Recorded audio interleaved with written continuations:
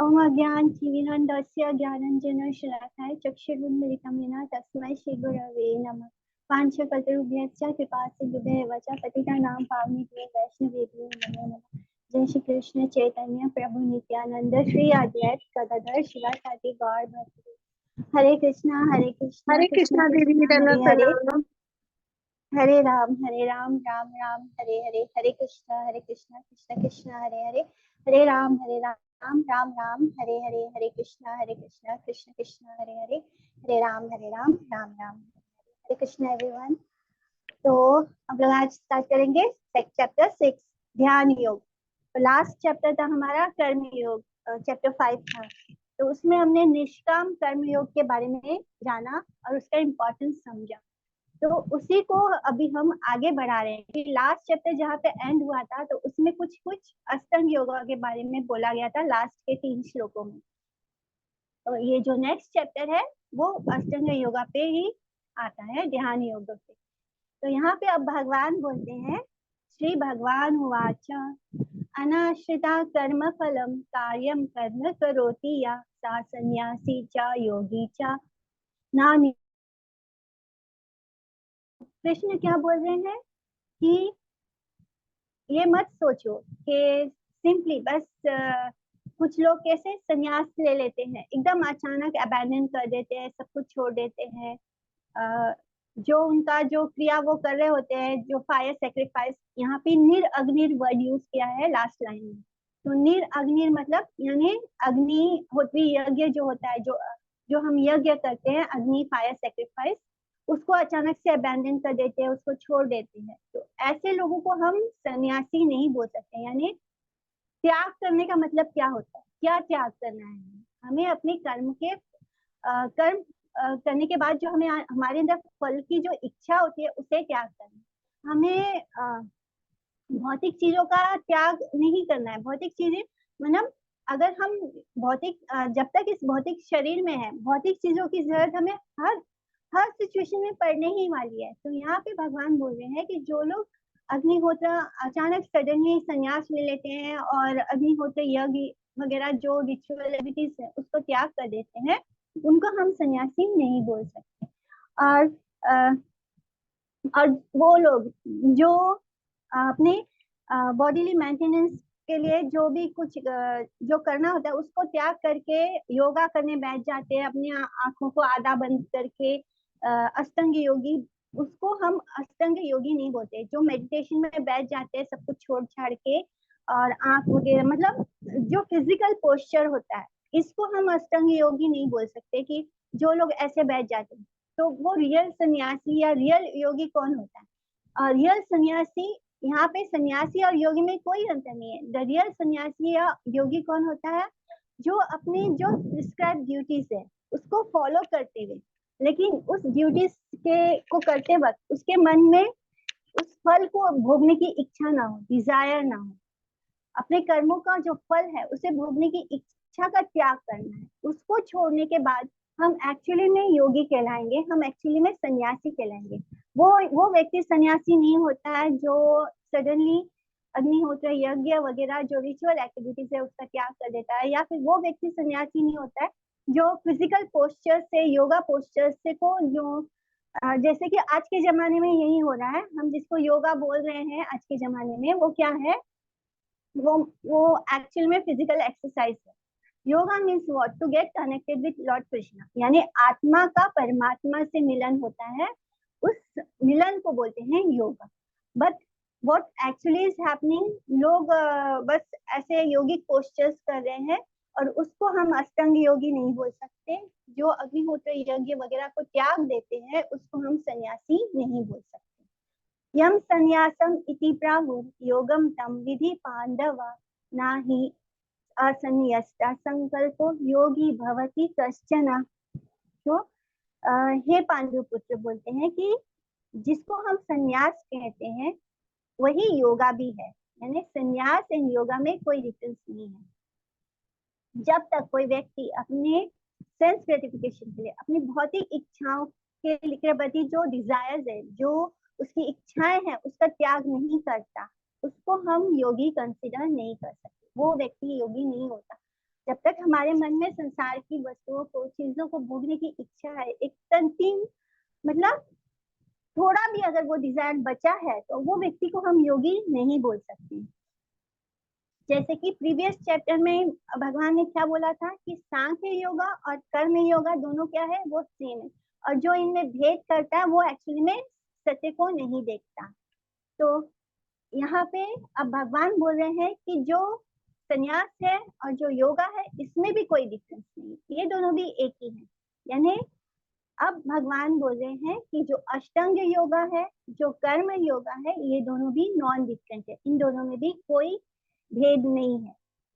मूल तत्व क्या है, हमें किस चीज का त्याग करना है, हमें किस चीज से संन्यास लेना है, हमें अपनी जो भौतिक इच्छाएं है उसका त्याग करना है, उसका जो फल है, जो हमारे मन में कर्म करने के बाद जो फल भोगने की इच्छा है, उसका त्याग करना है। हमारे अंदर जो सेंस ग्रेटिफिकेशन है, यानी अपने सेंसेस को, अपनी इंद्रियों को तृप्त करने की जो इच्छाएं है, उसका त्याग करना है, यानी वो संन्यास होता है, वो योगा होता है। जब हम अपने फल भोगने की इच्छा को त्याग करते हैं, वो व्यक्ति योगी होता है। तो इस तरह कर्म योगा एंड अष्टांग योगा में भी कोई डिफरेंस नहीं है। जो मूड व्यक्ति हैं वही इसमें इसको भेद देखते हैं इन दोनों में। आरुरुक्षोर्मुनेर्योगं कर्म कारणम उच्यते, योगारूढ़स्य क्षमा कारणम उच्यते। तो योगा क्या है, what is yoga? Yoga is a ladder, यानी एक सीढ़ी है। उस सीढ़ी को हम फॉर एग्जांपल हम बोलेंगे कि ये सीढ़ी क्या है, ये योगा है।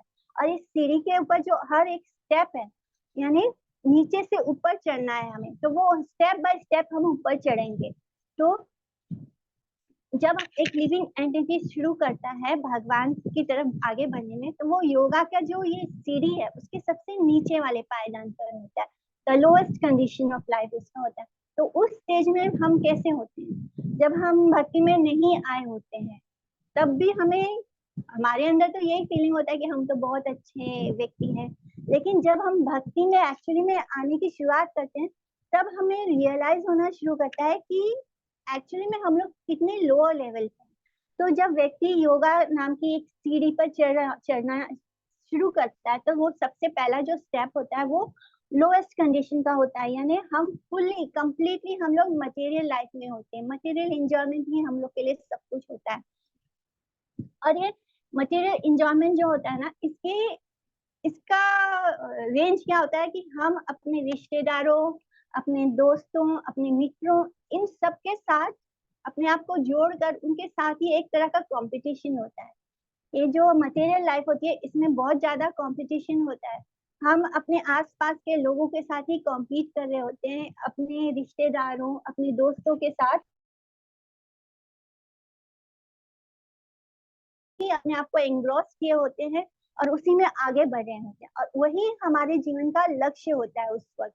लेकिन when we enter into the bhakti yoga में जब हम आना शुरू करते हैं, तो जब हम फर्स्ट स्टेप पर होते हैं, तब हम पूरी तरह कंप्लीटली मटेरियली एंग्रॉस्ड होते हैं, यानी हम पूरी तरह मटेरियल लाइफ में होते हैं। और फिर वो उस फर्स्ट स्टेप बाय स्टेप हम आगे बढ़ते हैं। तो उसका जो लैडर का हर एक पायदान जो होता है, उसका अलग अलग नाम होता है, उस योगा का अलग अलग नाम होता है। तो लेकिन इस योगा का जो मेन दो डिवीजन है वो क्या है, कर्म और शांति। यानी जो जो सेज होता है, जो मुनि होता है, वो जब इस सीढ़ी को चढ़ना शुरू करता है, तो उसका पहला सब फर्स्ट उसका गोल क्या होता है, वो कर्म करता है। एंड जब वो उस लैडर को पूरा कंप्लीटली रीच कर लेता है, मतलब सबसे ऊपर वाले स्टेप पर, पायदान पर चढ़ जाता है, तब उसका गोल क्या होता है, शांति। यानी आरुरुक्षोर मुनेर योगम कर्म कारणम उच्यते। तो पहला स्टेप पे कारण क्या होता है, कर्म होता है। एंड जब वो सबसे ऊपर पहुंच जाता है, योगा रुदस्य तस्सेवा क्षमा कारणम उच्यते। क्षमा यानी शांति उसका कारण हो जाता है। शुरुआत में हम भक्त नहीं होते, हमको कुछ भी लेना देना नहीं होता है, यानी भक्ति एकदम हमारे अंदर नहीं आती है। लेकिन जब इस योगा के लैडर पर जब हम चढ़ रहे होते हैं, तो पहले स्टेप पे जब होते हैं, तो हमारा उस स्टेप पे चढ़ने का कारण कर्म होता है। एंड जब हम ऊपर तक स्टेप बाय स्टेप उस लैडर पे ऊपर चढ़ जाते हैं तो वो कारण, हमारा गोल क्या होता है लाइफ का? शांति, पीस अटेंड करना। यदा हि ने इंद्रियार्थेषु न कर्म स्व अनुसज्जते सर्व संकल्प संन्यासी योगारूढ़स्य तदोच्यते।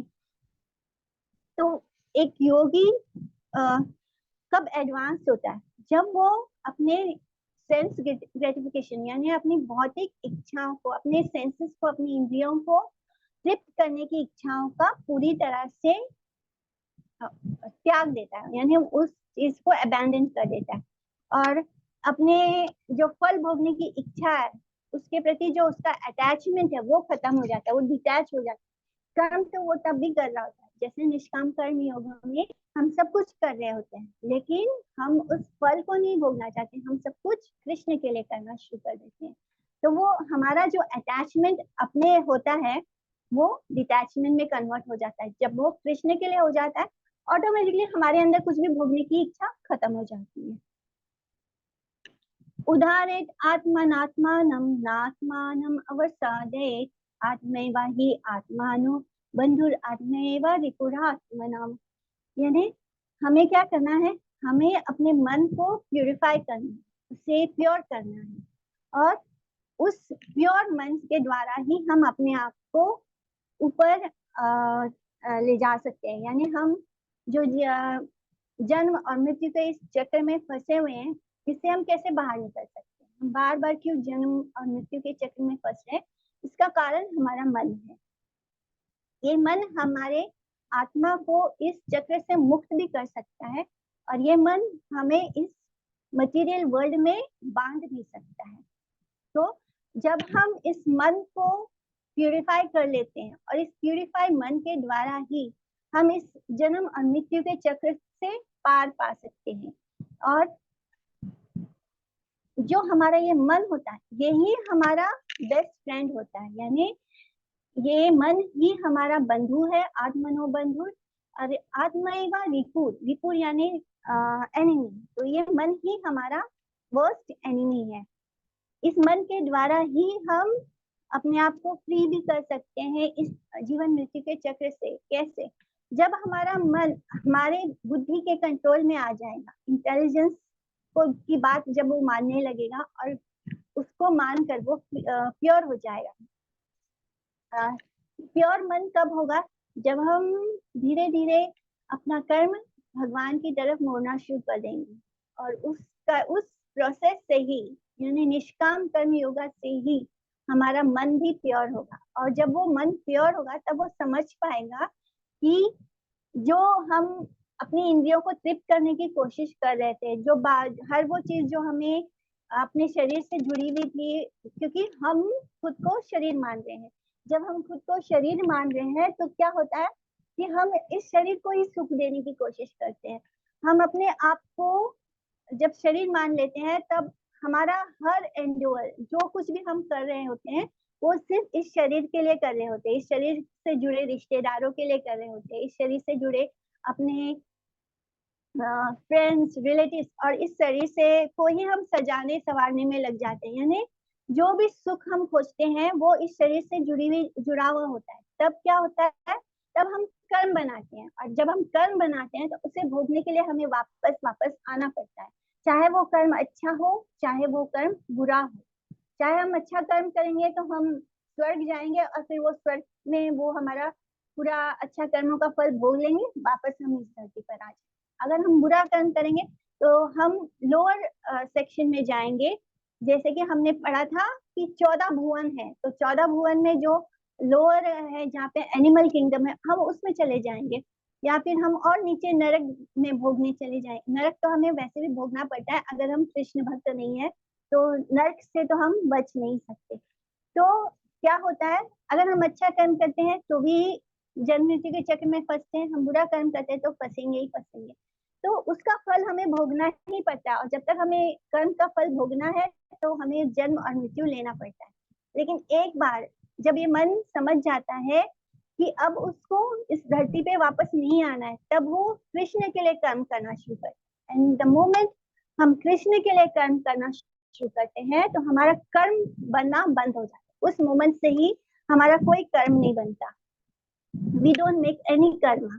और जिस मोमेंट में हमारा कर्म बनना बंद हो जाएगा, उसी मोमेंट में हमारा जन्म, हमें वापस जन्म लेने की क्या जरूरत है, क्योंकि हमने हम जिस कर्म को, हमें वो कर्म भोगना ही नहीं है। हमें कर्म भोगना होता है तभी हम जन्म लेते हैं, कि चाहे अच्छा हो या बुरा हो। सो द माइंड, जब माइंड प्यूरिफाई हो जाता है निष्काम कर्म योगा करने से, तब वो हमारा मित्र हो जाता है और हमें इस जन्म मृत्यु के चक्र से मुक्त करा सकता है। लेकिन यही मन अगर इस संसार की चीजों को भोगने की इच्छा करता है और हमें उसमें ही एंग्रॉस करता जाता है, तो ये हमारा शत्रु बन जाता है। बंधुर आत्मनास्तस्या येनात्मैवात्मना जिता अनात्मानस्तु शत्रुत्वे वरेतात्मैव शत्रुवत्। तो जो व्यक्ति अपने मन को अपने कंट्रोल में कर सकता है, वो उसके लिए उसका मन क्या है, बेस्ट फ्रेंड है। और जो ऐसा नहीं कर पाता, उसके लिए उसी का मन सबसे बड़ा शत्रु बन जाता है। ये मन ही हमारा मित्र है, ये मन ही हमारा शत्रु है। जितात्मना प्रसन्नस्य परमात्मा समाहिता शीतोष्ण सुख दुखेषु तथा मान अपमान्यो। यानी अब ये बता रहे भगवान कि एक परफेक्ट योगी का सिम्टम क्या है। वो व्यक्ति जिसको हम योगी बोल सकते हैं, जिसका मन, जिसने अपने मन को अपने बस में कर लिया, उसका सिम्टम क्या होता है, वो कैसा होता है। तो वो ऐसा व्यक्ति, उसके अंदर इस संसार की भोग वस्तु को भोगने की कोई इच्छा नहीं होती है, कोई अटैचमेंट ही नहीं होता है मटेरियल चीजों के प्रति, उसके अंदर कोई अटैचमेंट नहीं होता है उसे। जैसे कि जब तक जैसे कि हम मार्केट में जाते हैं, तो जब तक हमें अपने सेंसेस को भोगने के लिए चीजें अट्रैक्ट करती है, हमारे मन में उनको देखकर लालच आता है, तब तक ये समझिए कि हमारे अंदर मटेरियल अटैचमेंट है।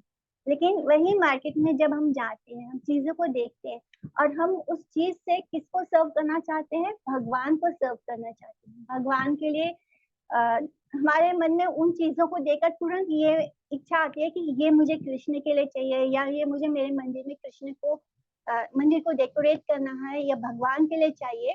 तब हमारे अंदर मटेरियल अटैचमेंट खत्म हो गया है। माने हम बाहरी चीजों को देखकर अपने लिए नहीं, बल्कि कृष्ण के लिए भोगना चाहते हैं, कृष्ण के लिए उसे पाना चाहते हैं। तो ऐसा व्यक्ति को हम योगी कहते हैं, जो मतलब जो उस योगा के पद पे सबसे ऊंचे पायदान पे है। तो वो व्यक्ति, उसके मन में मटेरियल अटैचमेंट नहीं होगा, वो हमेशा मेडिटेशन में होगा, यानी वो उसका मन हमेशा कृष्ण में लगा होगा। एंड वो कभी उसे ना हीट से, ना सर्दी से फर्क पड़ेगा, ना गर्मी से, ना उसे दुख से फर्क पड़ेगा, ना उससे खुशी से फर्क पड़ेगा। जब हम बहुत खुश होते हैं तो हमारा माइंड एक्चुअली में स्टेबल नहीं होता है, डिस्टर्ब होता है। जब हम दुखी होने पर हमारा माइंड अनस्टेबल नहीं होता है। इनफैक्ट जब हम खुश होते हैं तब हमारा माइंड और भी ज्यादा अनस्टेबल होता है, यानी दोनों ही परिस्थिति में हम अनस्टेबल होते हैं। इसी तरह जब कोई हमें ऑनर करता है और डिसऑनर करता है, दोनों ही स्थिति में हम डिस्टर्ब हो जाते हैं। जब कोई हमारी तारीफ करता है तो हमें खुशी होती है, खुशी में हम अनस्टेबल हो जाते हैं। जब हमें कोई अपमान करता है, हमें रिस्पेक्ट नहीं करता, तब भी हम अनस्टेबल हो जाते हैं, क्योंकि लगातार हमारा मन, हमारा जो फॉल्स ईगो है, वो हमें कचोटने लगता है, हमें परेशान करने लगता है अंदर से, कि हमारा डिसरिस्पेक्ट किया है किसी ने। हम दुखी हो जाते हैं, इंटरनली हम रोना भी शुरू कर देते हैं। तो ये जो सिचुएशन है, ये इन दोनों परिस्थिति में, ज्यादा गर्मी हो या ज्यादा ठंडी हो, इस परिस्थिति को भी अगर कोई डिस्टर्ब नहीं होता है, हैप्पीनेस हो या डिस्ट्रेस हो, इसमें भी कोई डिस्टर्ब नहीं होता। ऑनर हो या डिसऑनर हो, यानी रिस्पेक्ट मिले या ना मिले, इस स्थिति में भी अगर कोई डिस्टर्ब नहीं होता है, तो ऐसा व्यक्ति योगा के ऊंचे लेवल पे है। ज्ञान विज्ञान चित्तात्मा कुतोस्तो विचिते इंद्रिया युक्ता इति उच्यते योगी समलोष्टस्म कांचना। तो ऐसा व्यक्ति फुल नॉलेज में होता है, फुली सेटिस्फाइड होता है, जब वो योगा कर रहा होता है। योगा करने के लिए हमारा माइंड स्टेबल होना जरूरी है। यानी जब तक हम स्टेबल माइंडेड नहीं होंगे तब हम कैसे योगा कर पाएंगे।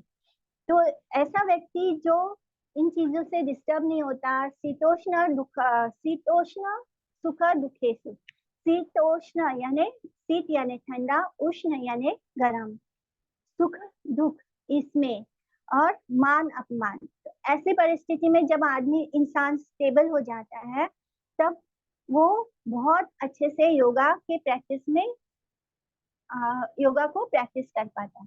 वो उसका स्पिरिचुअल नेचर फिक्स हो जाता है, उसके अंदर सेल्फ कंट्रोल आता है, और वो इस बात से कंप्लीटली उसके अंदर फर्म कन्विक्शन आ जाता है कि चाहे मिट्टी हो, चाहे पत्थर हो, चाहे सोना हो, ये सब क्या है, सिंपली क्या है, ये ट्रांसफॉर्मेशन है।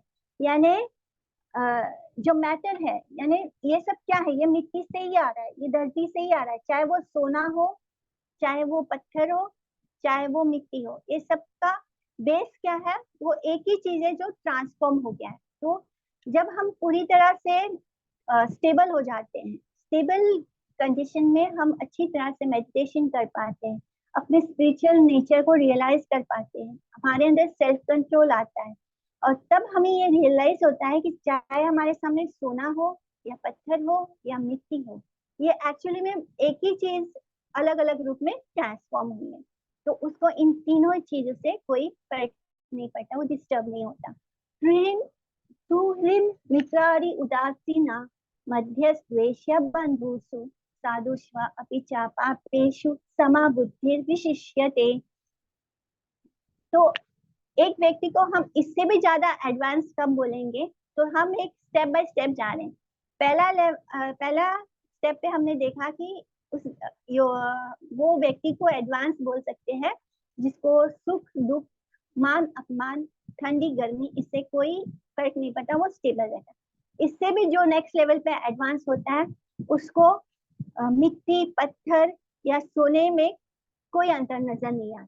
उससे भी ज्यादा एडवांस व्यक्ति होता है योगा में जो सबको इक्वल विजन से देखता है। यानी उसके सामने कोई उसका वेल विशर आए जो उसके लिए अच्छा सोचता है, उसके सामने उसका मित्र आए,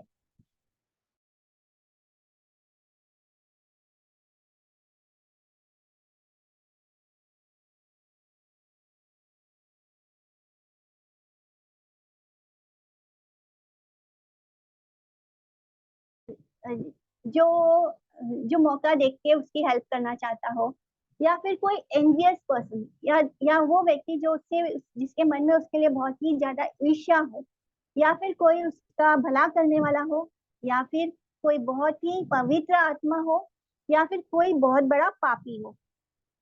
अब यहाँ पर हमने देखा कि हर तरह के लोग हैं, कोई अच्छा है, कोई बुरा है, कोई मित्र है, कोई शत्रु है, कोई हमारा भला करने वाला है, कोई हमसे जलन और ईर्ष्या रखने वाला है, और कोई बहुत ही पवित्र आत्मा है और कोई बहुत ही पापी आत्मा है। यानी हर तरह का व्यक्ति है, लेकिन वो जो व्यक्ति इस योगा में एडवांस है, इन बाकी के दो लेवल से भी ज्यादा थर्ड लेवल पे जो एडवांस है, उसको इन सब के प्रति इक्वल विजन है। वो किसी में भेद नहीं करता, वो सबको इक्वली मानता है, क्योंकि वो सब में ईश्वर तत्व को देखता है, सबको कृष्ण का अंश मानता है। तो उसको किसी में कोई भेद नहीं नजर आ रहा है, वो सबको इक्वल विजन से देख रहा है। उससे भी एक लेवल एडवांस योगी होता है। योगी युंजिता सततम आत्मानं रहसि स्थिता एकाकी यच्चित्तात्मा निराशिर अपरिग्रह। तो जिसको योगा के पथ पर बहुत एडवांस होना है, उसको कैसे रहना है, उसको एकांत में वास करना चाहिए, और उसके मन को मेडिटेशन में ट्रांस में जाकर, यानी उसको मेडिटेशन में जाके अपने मन को उसी में कंसंट्रेट करना है। और वो जो कुछ भी कर्म करता है वो सिर्फ उसे क्यों करना है, ताकि वो अपने बॉडी के जो मेंटेनेंस है उसको मेंटेन कर पाए, जिससे कि वो अपनी आत्मा और अपने शरीर को एक कर रख पाए। तो यहाँ पे क्या बता रहे हैं कि यहाँ पे बता रहे हैं कि symptoms of one who is yoga आरूढ़, यानी योगा आरूढ़ कौन होता है?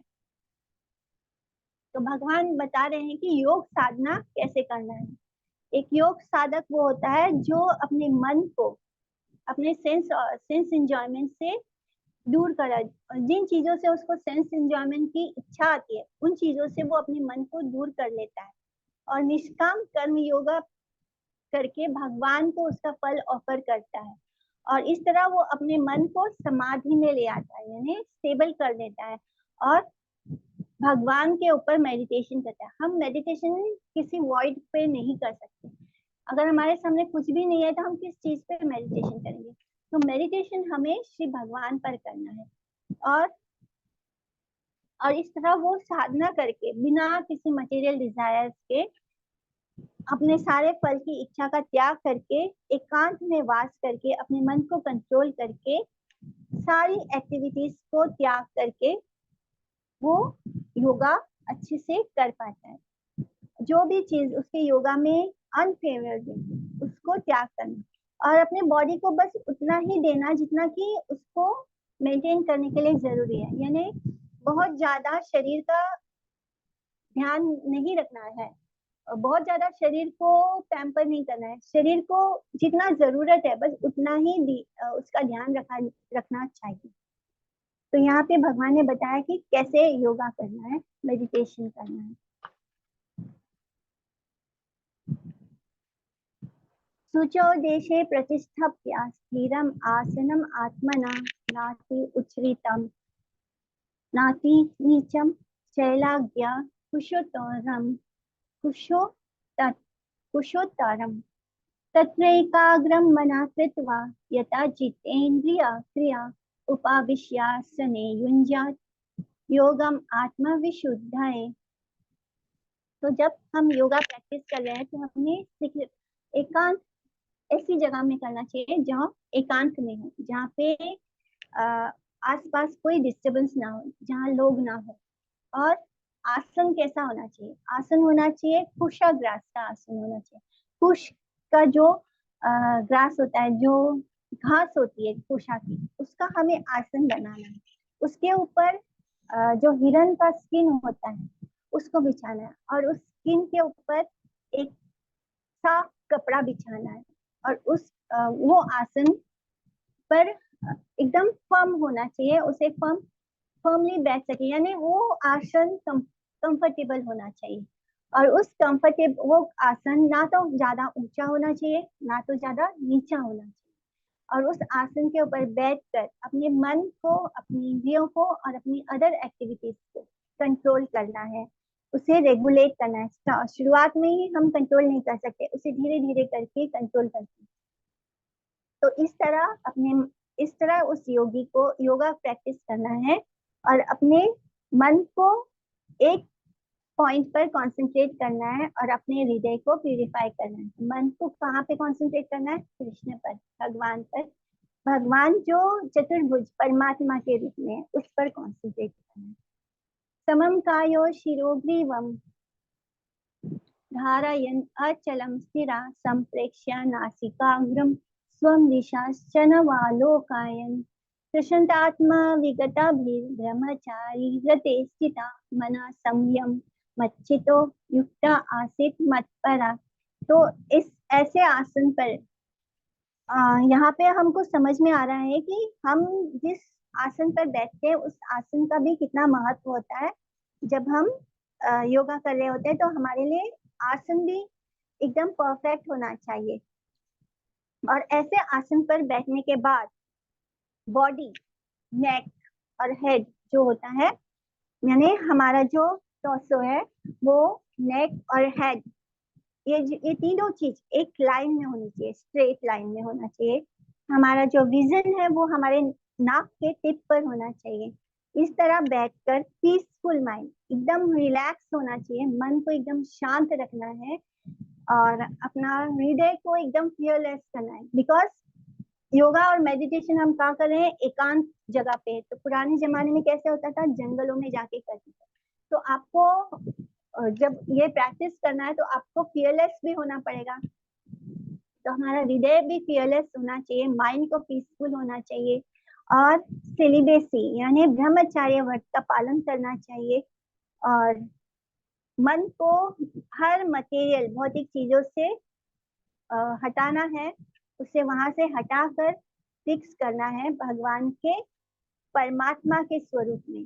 पर जब हम परमात्मा बोलते हैं तो परमात्मा वो है जो हम सब के हृदय में, हर कण में, हर एटम में जो भगवान का स्वरूप है, चार भुजा वाला स्वरूप, उसे हम परमात्मा बोलते हैं, और वो हर जगह मौजूद है, हर एटम में है और हमारे हृदय में। हमें उस परमात्मा के स्वरूप पर मेडिटेट करना है, फिक्स करना है हमारे माइंड को।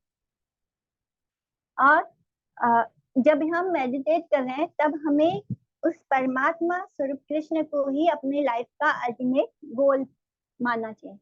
तो जब हम ये श्लोक का मीनिंग पढ़ रहे हैं तब हम बोलते हैं कि हमारा माइंड पीसफुल होना चाहिए और हार्ट फियरलेस होना चाहिए। तो हार्ट कब फियरलेस होगा? जब माइंड पीसफुल होगा। और माइंड कब पीसफुल होगा?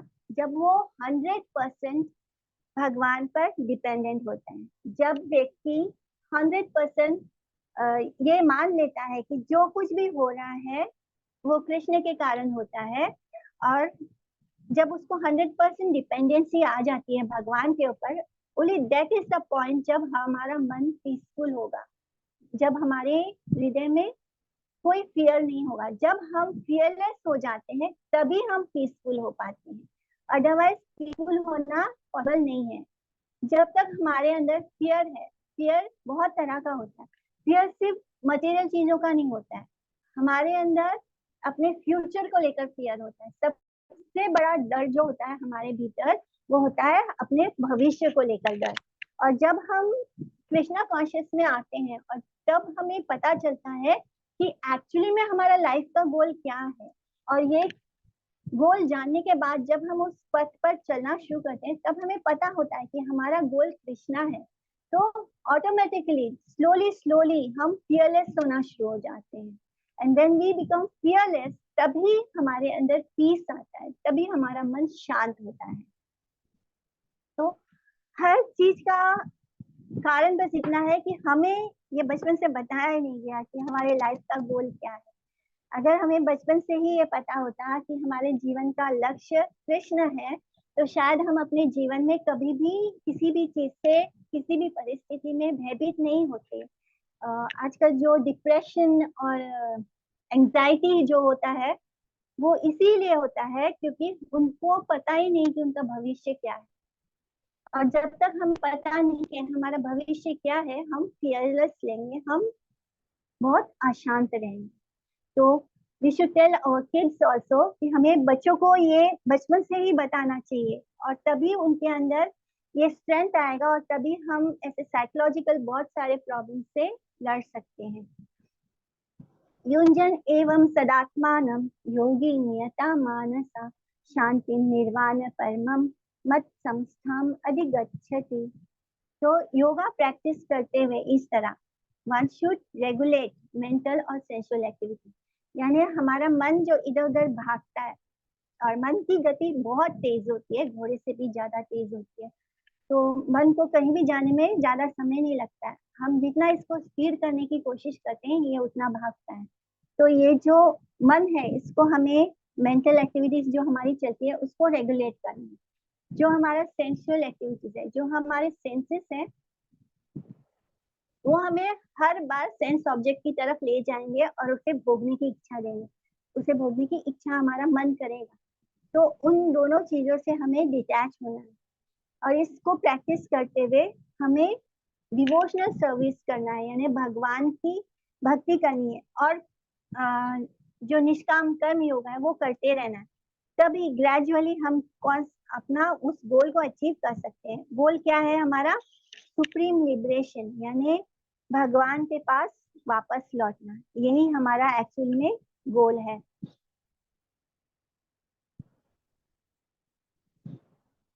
हमें शांति कब प्राप्त होगी? यही कि जब हम मटेरियल वर्ल्ड के सारे बॉन्डेज से मुक्त हो जाएंगे, और वो तभी हो सकता है जब हम डिवोशनल सर्विस करते हैं भगवान के लिए। तभी हम इस मटेरियल वर्ल्ड की जो भी चीजें हैं उससे हम दूर हो सकते हैं। तो योगा हमें इस तरह अपने मन को रेगुलेट कर, मेंटल एक्टिविटीज को रेगुलेट करना है, सेंसेस को, सेंसुअल एक्टिविटीज को रेगुलेट करके उन मटेरियल सेंस ऑब्जेक्ट से डिटैच होके हमें योगा प्रैक्टिस करना है। और इसको करते हुए हमें अपनी डिवोशनल सर्विस को नहीं स्टॉप करना है, उसे भी कंटिन्यू करना है, तभी हम भगवान को पा सकते हैं, उनके पास वापस लौट सकते हैं।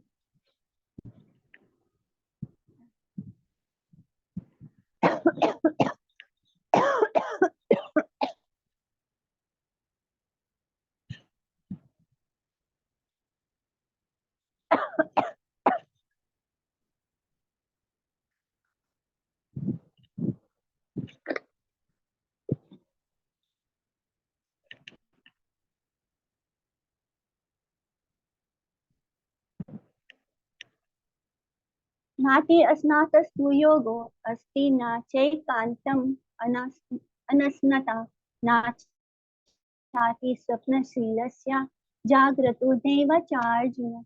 हे अर्जुन, जो व्यक्ति बहुत खाता है या जो बहुत कम खाता है, जो बहुत सोता है या जो बिल्कुल नहीं सोता, ये इस सिचुएशन में भी वो व्यक्ति कभी भी योगा प्रैक्टिस नहीं कर सकता। जब हम बहुत खाते हैं तब हमें बहुत नींद आती है, तो हमारा मन आलस करता है और हम योगा नहीं प्रैक्टिस करते। जब हम बिल्कुल बहुत कम खाते हैं तो हमें भूख, हमारे शरीर को न्यूट्रिशन नहीं मिलता है, हमारे शरीर में जगह जगह तकलीफ होनी शुरू होती है, जैसे कभी कभी तो नहीं खाने से माइग्रेन भी शुरू हो जाता है। ऐसी परिस्थिति में हमारा जो सारा ध्यान है वो कहाँ जाता है, अपने शरीर पर जाता है। तो दोनों ही परिस्थिति में, चाहे हम ज्यादा खाते हैं चाहे हम कम खाते हैं, हमारा ध्यान कहाँ होता है, हमारा शरीर पर, हम आत्मा पर नहीं कॉन्सेंट्रेट कर पाते। तो एक व्यक्ति जिसको योगा प्रैक्टिस करना है, उसको ना तो ज्यादा खाना है ना तो कम खाना है, उसे ना तो ज्यादा सोना है और ना तो कम सोना है। तो ये भी हमारे फूड हैबिट पे ही रिलेट करता है। जब हम ज्यादा खाते हैं तो हमें ज्यादा नींद आती है, और जब हम कम खाते हैं तो हम तकलीफ में सो नहीं पाते। तो हमें हर चीज रेगुलेट होनी चाहिए, यानी जितना हमारे शरीर को जरूरत है हमें उतना ही खाना है। जैसे कि हमें खाना खाते समय हमारे पेट में 1/4 जितना, हमारे स्टमक में 1/4 जगह खाली होनी चाहिए। जैसे कि हमें 1/4 हमारा हमने आधा पेट खाना है, उसमें 1/4 हमें पानी पीना है और 1/4 हमें उसको मूवमेंट के लिए रखना है, यानी 1/4 एयर के लिए रखना है। तो जिससे कि सारे तत्व आ जाते हैं। तो हमें इतना ही खाना है जितना हमारे शरीर को जरूरत है, लेकिन ना तो ज्यादा खाना है ना तो उस जरूरत से कम खाना है, और ना ही हमें ज्यादा सोना है और ना ही हमें कम सोना है। बहुत सोने वाले लोग भी योगा नहीं कर पाएंगे, और जो कम सोते हैं वो भी नहीं कर पाएंगे क्योंकि वो बीमार हो जाएंगे। So we can not practise yoga when हम ज्यादा खाते हैं, कम खाते हैं, ज्यादा सोते हैं, कम सोते हैं। युक्ताहार विहारस्य युक्तचेष्टस्य कर्मसु युक्तस्वप्नावबोधस्य योगो भवति दुःखः। तो जो अपने ईटिंग को, अपने स्लीपिंग को, रिक्रिएशन को, अपने काम को रेगुलेट करता है, वही व्यक्ति योगा करने के लिए एलिजिबल है। और इस योगा सिस्टम से वो अपनी मटेरियल मिजरीज को डिस्ट्रॉय कर देता है, क्योंकि उसका लाइफ इतना स्टेबल और रेगुलेटेड हो जाता है, जिससे कि उसको अच्छे से पता चल जाता है कि जितने भी हमारे मटेरियल मिजरीज है उसका कारण क्या है। हमारी भौतिक इच्छाएं हैं, हमारी इच्छा है इसलिए दुख है, इच्छा खत्म दुख खत्म। इच्छा जब डाइवर्ट हो गई कृष्ण की तरफ तो दुख अपने आप खत्म हो जाते हैं, मटेरियल मिजरीज अपने आप खत्म हो जाते हैं। यदा विनियतं चित्तम् आत्मनि एव अवतिष्ठते निष्क्रियः सर्वकामेभ्यो युक्त इति उच्यते तदा।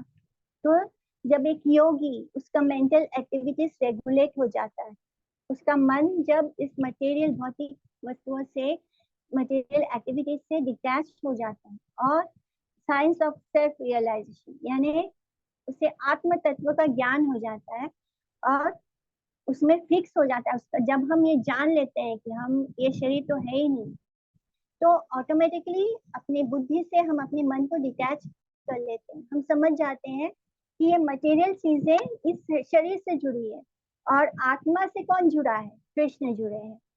तो हमें यही, इसी को हम बोलते हैं साइंस ऑफ सेल्फ रियलाइजेशन। और जब हमें इस बात का बोध हो जाता है, ज्ञान जाता है, तो ऐसा व्यक्ति वो अपने आप को हर तरह के मटेरियल भौतिक इच्छाओं से मुक्त कर लेता है, फ्री कर लेता है और योगा में स्थिर हो जाता है, एस्टेब्लिश हो जाता है। यथा दीपो निवर्तस्थो नेंगते सोपमा स्मिता योगिनो यथा चित्तस्य युञ्जतो योगम आत्मना। तो जैसे कि एक लैंप होता है, वो विंडलेस प्लेस में, यानी दिया दिया है, हमने दिया जलाया, लेकिन अगर उस कमरे में हवा ना हो तभी वो दिया स्टेबल होकर जलता है। तो उसी तरह जिस योगी का मन कंट्रोल हो गया है वो स्थिर रहता है, उस दिया का बाती जैसे स्टेबल रहता है, उसी तरह उस योगी का मन भी कंट्रोल रहता है। उसके मन में अगर डिजायर्स नहीं होंगे, इच्छाएं खत्म हो जाती है, अटैचमेंट खत्म हो जाता है फल भोगने की। जिस मोमेंट को ये रियलाइजेशन हो जाएगा कि हम तो ये शरीर है ही नहीं, तो स्लोली स्लोली ग्रेजुअली हम समझ शुरू है कि इस शरीर से जुड़ी चीजें ही दुखों का कारण है। द मोमेंट वी रियलाइज कि मैं तो आत्मा हूँ and I am eternal, and what about the body, body is not eternal, body तो खत्म होने वाली है, और इस शरीर को जो चीजें सुख देती है वो सुख भी खत्म होने वाला है। लेकिन वो सुख जो आत्मा को मिलेगा, किससे मिलेगा? भगवान के साथ कनेक्ट होने के बाद। यानी जो हमारा रियल रिश्तेदार है वो कौन है? कृष्णा है। जब तक हम इस शरीर से जुड़े रिश्तों को अपना मानते हैं, इस शरीर से जुड़े सुखों को अपना मानते हैं, तभी हमारे लाइफ में मटेरियल मिजरीज। द मोमेंट हम ये रियलाइज करते हैं कि हमारा सुख कृष्ण के साथ है, उनको सुख देने के बाद ही हमें अपने आप ही सुख प्राप्त हो जाएगा, तो हमारे सारे मिजरीज खत्म हो जाते हैं। यत्रो परमते चित्तं निरुद्धं योग सेवया यत्र चैवात्मनात्मानं पश्यन् आत्मनि तुष्यति सुखम अत्यंतिकं यत्तद् बुद्धिग्राह्यम् अतीन्द्रियं वेत्ति यत्र न चैवायं स्थितश्चलति तत्त्वता यं लब्ध्वा च परं लाभं मन्यते नाधिकं तथा यस्मिन् स्थितो न दुःखेन गुरुणापि विचाल्यते तम विद्या दुख संयोगा वियोगम योग समित्यतम सा निश्चयेन योक्तव्यो योगा निर्विन चेतसा। टेक्स्ट 22-25। संकल्प प्रभवान कामं त्यागा सर्वं अशेष मनसा वै इंद्रियाग्रामं विनियम्य समन्तता शनैः शनैः उपारे में बुद्धया धृतिगृहीतया आत्मसंस्थं मना कृत्वा न किंचित अपि चिंतयेत्। तो जब इस योगा सिस्टम को हम इस तरह से प्रैक्टिस करते हैं, सारे मटेरियल अटैचमेंट हमारे अंदर से खत्म होना शुरू हो जाते हैं। धीरे धीरे होगा, ये एक दिन में नहीं होता, लेकिन धीरे धीरे ये होगा कि हमारे अंदर जो भी मटेरियल अटैचमेंट है वो धीरे धीरे खत्म होना शुरू हो जाएंगे। हमारा जो मन है वो मटेरियल अटैचमेंट, जितना भी मटेरियल इंजॉयमेंट है उससे हमें ऑटोमेटिकली हमें रिसेंटमेंट होगा, हमें उसकी तरफ हमारा मन, हमारा थॉट्स उस तरफ जाएगा ही नहीं। और इस स्टेट को क्या बोला जाता है? समाधि। यानी इस ऐसी स्थिति आती है जब हम इस हमारा मन हमारे बस में आ जाता है, उसको मटेरियल चीजों के प्रति कोई आकर्षण ही नहीं होता। तो दिस स्टेज इज कॉल्ड समाधि। और इस स्टेज में जो योगी है वो सुपर सोल को अपने हार्ट में देखना शुरू कर देता है, बिकॉज उसका मन जो है वो स्थिर हो गया है। मन स्थिर होने से हृदय जो है, हार्ट जो है वो क्लीन हो गया है, उसके अंदर जो धूल जमी थी वो साफ हो गया है। और जब हार्ट में से सारा डस्ट निकल गया है तो वहां पे उसे कौन नजर आ रहा है? सुपर सोल, परमात्मा नजर आते हैं। और जब वो परमात्मा को अपने अंदर महसूस करता है, देखता है, तो उसको एक ब्लिस मिलता है, एक आनंद प्राप्त होता है, हैप्पीनेस प्राप्त होता है। उसको बोलते हैं ट्रांसेंडेंटल हैप्पीनेस। ट्रांसेंडेंटल हैप्पीनेस मतलब आनंद। आनंद जो होता है वो बढ़ता है, क्योंकि वो स्पिरिचुअल नेचर में होता है। लेकिन जो हम इस संसार के जो भौतिक सुख हैं वो कैसे होते हैं, वो घटने वाले होते हैं, वो खत्म हो जाते हैं। तो जब वो योगी अपने भीतर उस परमात्मा के दर्शन करता है तब उसको आनंद का अनुभव होता है। तो विदाउट अंडरस्टैंडिंग, यानी जब हम प्योर अष्टांग योगा को समझे बिना, बहुत सारे जो सेजेस हैं उन्होंने पतंजलि में जो योगा अष्टांग योगा के बारे में लिखा है उसको बहुत गलत तरीके से प्रेजेंट किया है। कि उन्होंने क्या कहा कि वेदांत जो है वो ये एक्सेप्ट करता है कि सोल आत्मा जब ब्लिसफुल स्टेट में होती है, आनंद में होती है, तो वो एक हो जाती है, परमात्मा और परमात्मा एक हो जाते हैं। बट ऐसा पतंजलि के में जो लिखा है उसको गलत तरह से इंटरप्रेट किया है। बिकॉज हम लोग जानते हैं कि जो संस्कृत के श्लोक होते हैं वो कैसे होते हैं, परोक्षवाद, यानी उनका वो जो दिखते हैं उसका मीनिंग उसमें से अलग होता है। तो इसी तरह पतंजलि में जो लिखा है, हमेशा हम योगा में यही देखते हैं कि हमें परमात्मा से एक होना है।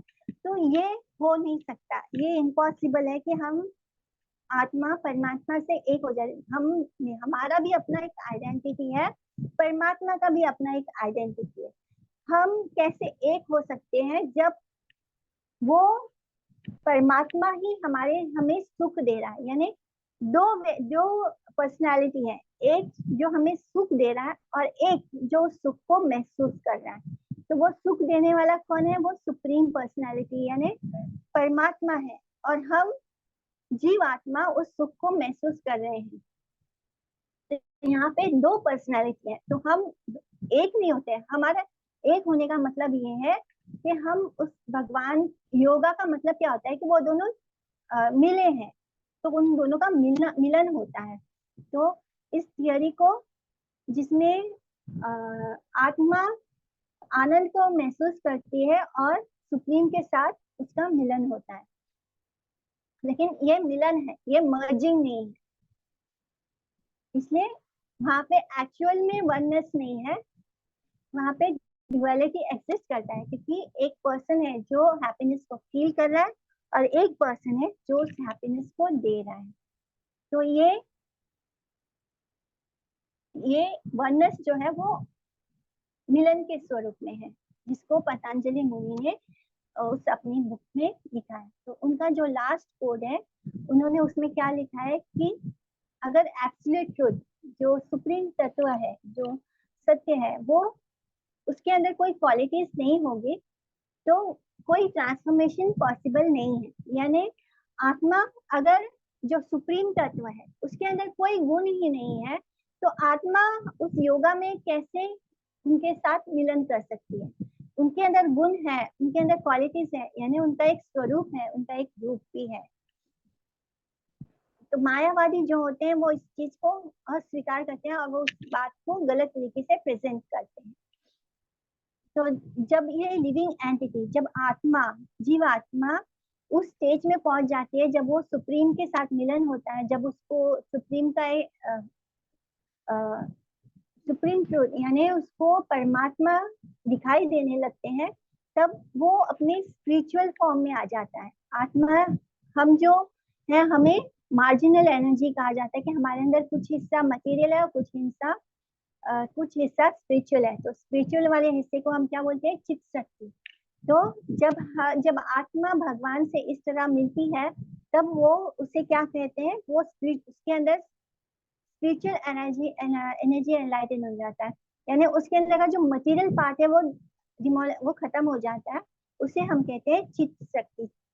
और पतंजलि में जब हम इसको डीपली पढ़ते हैं, श्रीला भक्ति विनोद ठाकुर जी इसमें एक्सप्लेन कर रहे हैं कि जब हम पतंजलि को डीपली पढ़ते हैं तो हम देखते हैं कि Patanjali did not accept it. उन्होंने सोल के डिस्ट्रक्शन को एक्सेप्ट नहीं किया। सोल के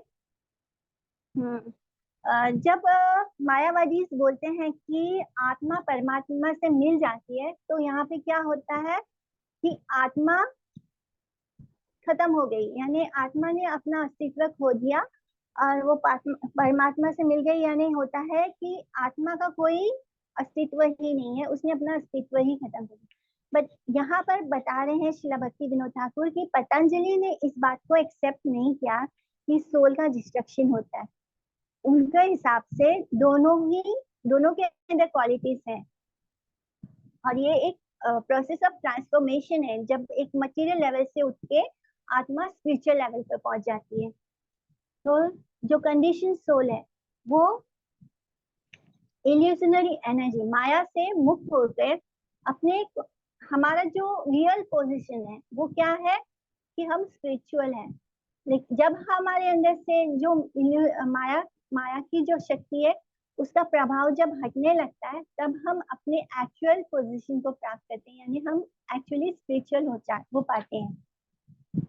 तो जो स्पिरिट सोल है वो इस सिचुएशन में आता है जब वो माया के कांटेक्ट में आता है, यानी इस मटेरियल वर्ल्ड के कांटेक्ट में आता है माया में, तब वो अपने इस स्पिरिचुअल पोजीशन को भूल जाता है और वो अपने रियल हैप्पीनेस से दूर हो जाता है।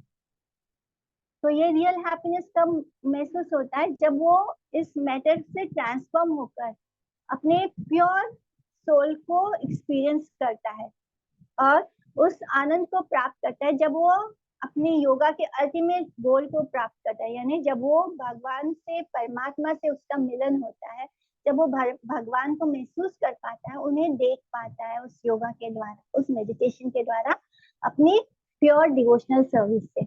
तो इस स्टेज को, इस समाधि में योगी रियलाइज बहुत ही सुप्रीम ब्लिस को महसूस करता है, अपने आप में ही वो इतना आनंदित हो जाता है। अभी हमें सुखी होने के लिए दूसरों की जरूरत है, पर जब हम समाधि में होते हैं, जब हम रियलाइज करते हैं भगवान को, तो हम हर पल हर समय उस आनंद को महसूस करते हैं, भगवान के साथ होने का आनंद। यानी तब हमें रियलाइज होता है हम एक्चुअली में अकेले नहीं हैं, हम अभी मटेरियली अकेले हैं, लेकिन व्हेन वी रियलाइज कि भगवान स्वयं हमारे हृदय में वास करते हैं, वो हमारे अंदर है एज परमात्मा, एंड व्हेन योगा के द्वारा अपने सारे मटेरियल डिजायर्स को त्यागने के द्वारा, अपने डिवोशनल सर्विस से जब हम उस परमात्मा को रियलाइज करते हैं, उन्हें देख पाते हैं, तब हम अपने आप में ही सुखी रहते हैं, अपने आप के में ही आनंद को महसूस करते हैं। हमें बाहरी किसी चीज की जरूरत नहीं होती है सुखी होने के लिए। इसलिए तो इस स्टेज को में जब वो अष्टांग योगा प्रैक्टिस कर रहा होता है, तब इस अष्टांग योगा का पूरा बेनिफिट उसको तभी मिलता है जब वो इस अष्टांग योगा का जो फ्रूट है, जो टेम्पररी फ्रूट है, उसके प्रति वो अट्रैक्ट नहीं होता है। तो ये जो लेवल अचीव हुआ है, जब वो उसका आत्मा का परमात्मा से जब मिलन हुआ है, और जब व्यक्ति अपने आप में ही आनंद को महसूस कर रहा है, तब अगर भगवान क्या करते हैं, उस स्टेज में उस योगी को क्या देते हैं, उस योगा का फल देते हैं, मटेरियल फल। वो होता है मिस्टिक ऑपुलेंस। मिस्टिक ऑपुलेंस जो होता है, उसमें व्यक्ति के अंदर खुद कुछ मिस्टिक शक्तियां प्राप्त हो जाती है, जिससे कि वो आपके मन की बात जान सकता है। वो बहुत सारे मिस्टिक योगी होते हैं जो बहुत ऐसे मतलब मैजिकल थिंग्स कर लेते हैं। कुछ अनिमा, यानी कुछ बहुत छोटे हो सकते हैं, बहुत बड़े हो सकते हैं, पानी में चलने लगते हैं। तो ये सारे मिस्टिक जो फ्रूट्स हैं, वो अष्टांग योगा के द्वारा जब उसका लेवल अचीव होता है, तब भगवान उनको वो मिस्टिक फ्रूट्स देते हैं। लेकिन अगर वो योगी अगर इन फ्रूट्स की तरफ अट्रैक्ट हो गया और उसको भोगने की इच्छा उसके अंदर जाग गई, तो ये इच्छा मटेरियल हो जाएगी, और तब वो अपनी समाधि से हट के अपने अल्टीमेट गोल जो है कृष्ण से मिसडायरेक्ट हो जाएगा, और कहाँ वो अपनी भक्ति मार्ग से गिर जाएगा। और ऐसे लोग क्या होता है, वो संसार में अपने आप को ही भगवान की तरह प्रेजेंट करते हैं, और लोगों के सामने अपने मिस्टिक योगी के बल पे अपने फॉलोअर्स बढ़ाते हैं। तो ये भी एक तरह का मटेरियल हो जाता है, मटेरियल लाइफ में एंटर हो जाता है। तो यहाँ पे योगी को बच के रहना है, उसे इस मिस्टिक चीजों से अट्रैक्ट नहीं होना है, क्योंकि इसका ये जो अष्टांग योगा है इसका फल उसको मिस्टिक फ्रूट्स के रूप में मिलेगा ही मिलेगा। But the Yogi should be stable, उसे समाधि में रहना है और उसे पता होना चाहिए कि जो सुख उसे इस समाधि में होने के कारण मिल रहा है वही परम सुख है। उसके आगे बाकी सारे सुख का कोई मतलब नहीं है, क्योंकि वो सब कुछ मटेरियल टेम्पररी है। जो भी चीज मटेरियल होती है वो टेम्पररी होती है। तो ये जो मिस्टिक योगा का जो फल उसको मिल रहा है वो भी टेम्पररी है, और उसको इस बात को योगी को रियलाइज करना चाहिए। और जब योगी इस सब तरह के तकलीफों को तप को बर्दाश्त कर लेता है, जैसे कि एक्सीडेंट को, बीमारी को, गरीबी को, और इस समाधि में रहना स्वीकार करता है, यानी उसको बाहरी चीजों से कुछ फर्क नहीं पड़ता, उसे उस मिस्टिक फ्रूट की तरफ जो उसको ऑपुलेंस मिल रहा है, मिस्टिक ऑपुलेंस मिल रहा है, जिससे कि वो यूज करके अपने आप को मटेरियली बहुत अच्छा बना सकता है, लोगों के सामने अपनी मैजिकल, अपने मिस्टिक, अपने जो सिद्धियां है, मिस्टिक फल क्या होता है, सिद्धियां प्राप्त हो जाती हैं। और अगर वो योगी उन सिद्धियों का इस्तेमाल करके अपने मटेरियल लाइफ को बहुत अच्छा फ्लरिश कर लेता है, तो वो योगा के पथ से भटक जाएगा, और वो समाधि का जो स्टेज उसने प्राप्त किया था भगवान के साथ, जो उसको उसका एक्सपीरियंस हुआ था, वो खत्म हो जाएगा। लेकिन अगर वो ये रियलाइज करता है कि ये फल टेम्पररी है, और वो सुख जो भगवान के साथ होने का, जो समाधि में होने का जो सुख है, वो इससे बड़ा है, और उसके सामने जो मटेरियल दुख आ रहे हैं, यानी उसको एक्सीडेंट भी हो सकता है, वो बीमार भी हो सकता है, वो गरीबी में भी जी सकता है, बिकॉज वो मटेरियली कुछ नहीं कर रहा, तो वो गरीब भी हो सकता है। तो ये सारे दुख को वो साइड में करके समाधि में अपने आप में, अपने आत्मा में जब वो सुख को खोजता है, तो उसे सुप्रीम हैप्पीनेस प्राप्त होता है। चाहे बाहरी रूप से वो कितना भी दुखी या मिजरीज में दिखे, वो दुख उसके लिए कोई मायने नहीं रखता है। तो ऐसे व्यक्ति को हम रियल योगी बोलेंगे। और इस तरह उसे कॉन्फिडेंस के साथ योगा करना है, और जो मटेरियल मिजरीज आ रहे हैं उससे रियलाइज होगा कि वो जो मटेरियल मिजरीज फेस कर रहा है वो सब टेम्पररी है, और बहुत जल्दी वो डिसअपियर हो जाएगा। तो ये एक परीक्षा की घड़ी होती है योगा, एक योगी के लिए ये परीक्षा की घड़ी होती है, जब अष्टांग योगा के कारण उसको सिद्धियां प्राप्त होती है, लेकिन वो उन सिद्धियों के पीछे भागने के बदले वो जो तकलीफ, वो जो भोग रहा है, मटेरियल लाइफ उसका उतना अच्छा नहीं है, तब भी वो उस मटेरियल सिचुएशन में उस तकलीफ से ऊपर वो उस चीज को रखता है, उस समाधि में जब वो इटर्नली हैप्पी होता है, आनंद में होता है, और जब वो देखता है कि ये सारे दुख सुख जो है वो सब कुछ टेम्पररी है, जैसे आए हैं वैसे चले भी जाएंगे, तब वो एक्चुअली में योगी होता है, और एक्चुअली में वो उस आनंद को, उस ब्लिस को महसूस कर पाता है। तो उस योगी को इस सारी तकलीफ को झेलते हुए अपने योगा को प्रैक्टिस करना है।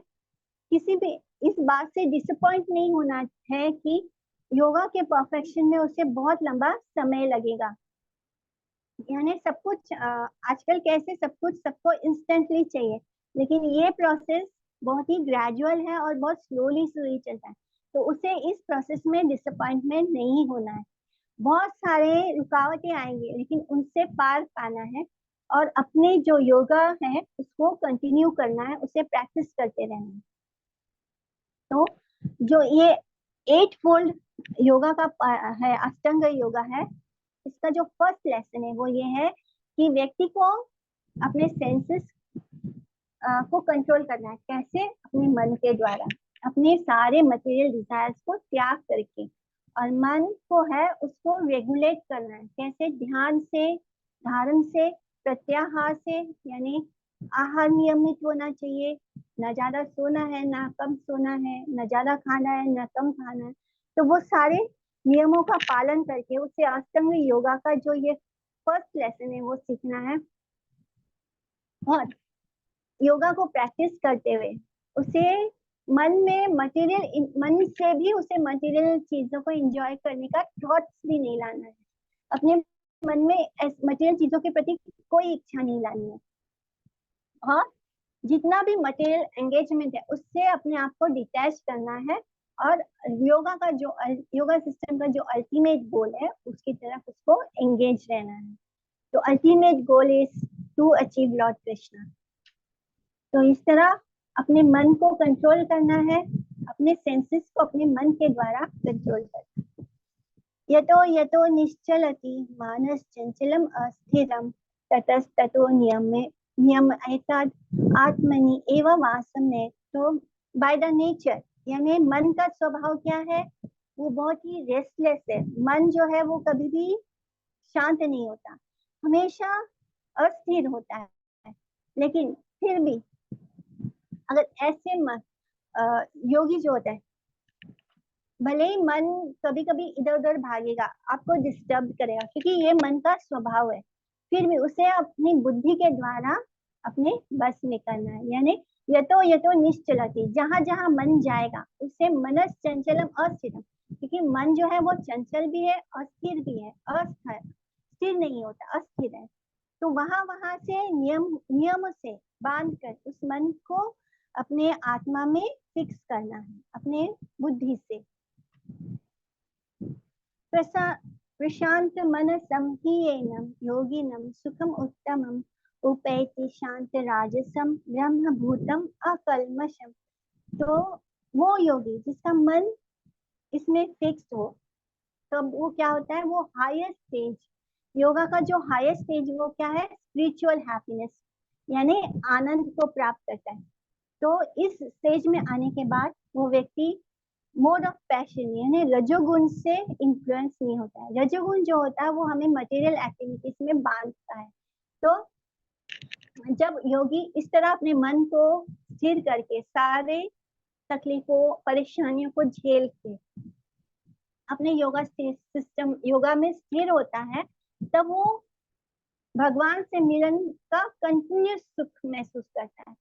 आत्मा और परमात्मा के इस मिलन का सुख जो होता है वो उसको कंटिन्यूसली हैप्पीनेस को लगातार उसको महसूस करता है।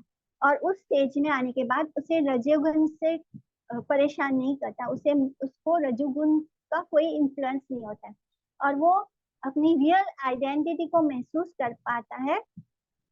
उसे पता चल जाता है कि वो कौन है और भगवान कौन है, और फिर वो सारे कार्मिक रिएक्शन से फ्री हो जाता है, वो सारे एक्टिविटीज से मुक्त हो जाता है। युंजन एवं सदात्मानं योगी विगत कल्मषा सुखेना ब्रह्म संस्पर्शम अत्यंतम सुखम अश्नुते। तो इस तरह एक सेल्फ कंट्रोल योगी वो सारे तरह के भौतिक कल्मश से मुक्त हो जाता है, सारे मटेरियल कॉन्टेमिनेशन से लिबरेट हो जाता है, और टॉप मोस्ट लेवल जो टॉप मोस्ट प्लेटफॉर्म है योगा का, परफेक्ट हैप्पीनेस। ये योगा क्यों कर रहा था, परफेक्टली हैप्पीनेस को प्राप्त करने के लिए, उस आनंद को प्राप्त करने के लिए।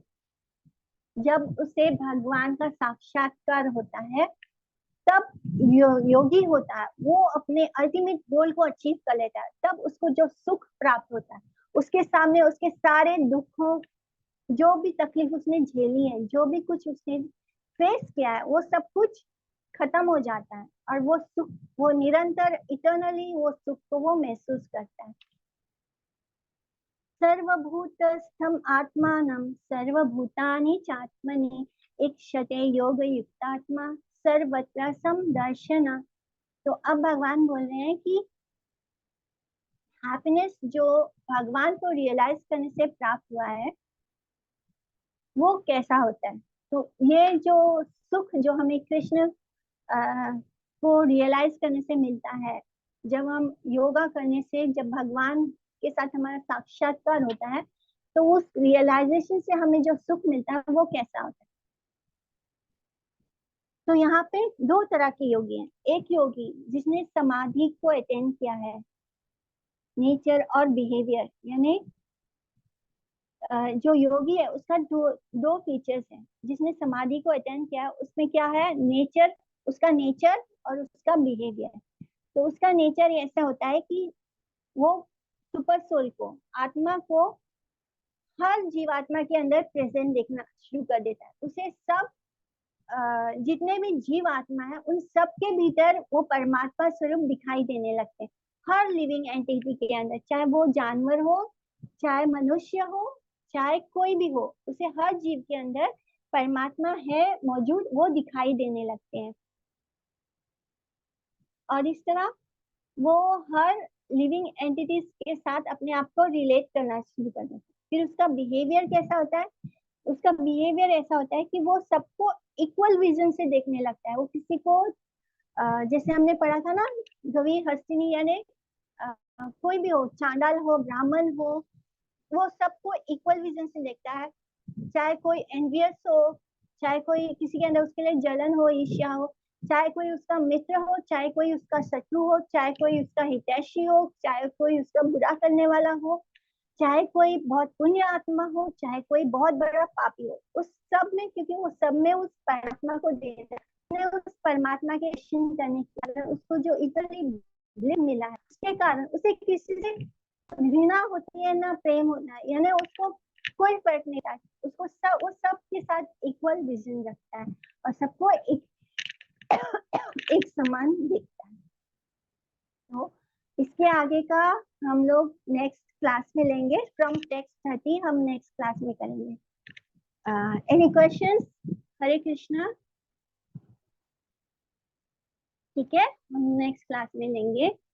वांछा कतरुभ्यश्च कृपा सिन्धुभ्येव च पतितानां पावनेभ्यो वैष्णवेभ्यो नमो नमः। हरे कृष्णा। दंडवत प्रणाम टू एवरीवन। हरे कृष्णा। दंडवत प्रणाम माता जी। दंडवत प्रणाम। दंडवत प्रणाम एवरीवन। हरे कृष्णा। दंडवत प्रणाम, सभी को राधे राधे। प्रणाम। मधुर।